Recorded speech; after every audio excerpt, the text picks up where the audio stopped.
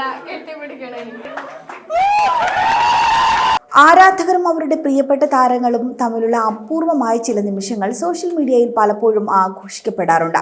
അത്തരത്തിലൊരു വീഡിയോ ആണ് സോഷ്യൽ മീഡിയയിൽ ഇപ്പോൾ വീണ്ടും പ്രചരിക്കുന്നത്.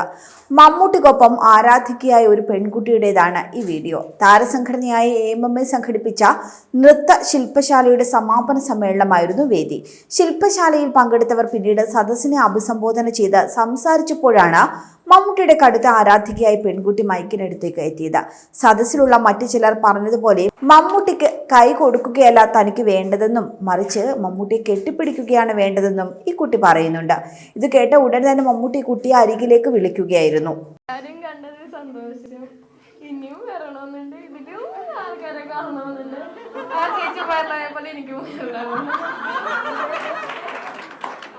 കൈയല്ല കെട്ടിപ്പിടിക്കണം എനിക്ക്.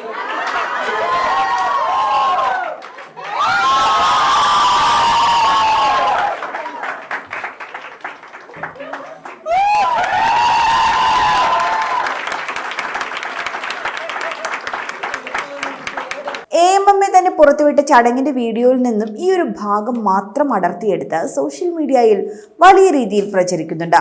ആരാധകർ ഏറെ ആഹ്ലാദത്തോடு തന്നെയാണ് ഈ വീഡിയോ പങ്കുവെക്കുന്നത്.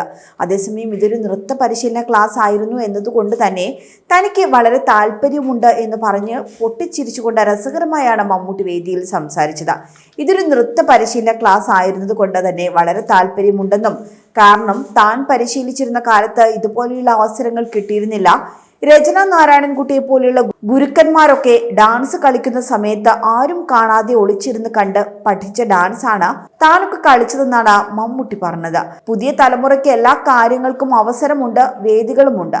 നമുക്കത് കിട്ടിയിട്ടില്ല, അതിൻ്റെ ഒരു ബുദ്ധിമുട്ടുണ്ട്.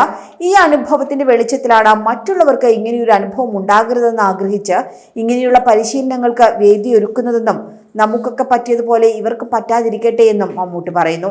2 ദിവസമായി AMMA കോംപ്ലക്സ് ഹാളിൽ സംഘടിപ്പിച്ച നൃത്തശില്പശാലയുടെ സമാപന ചടങ്ങിൽ നടനും സംവിധായകനുമായ ബേസിൽ ജോസഫും എത്തിയിരുന്നു.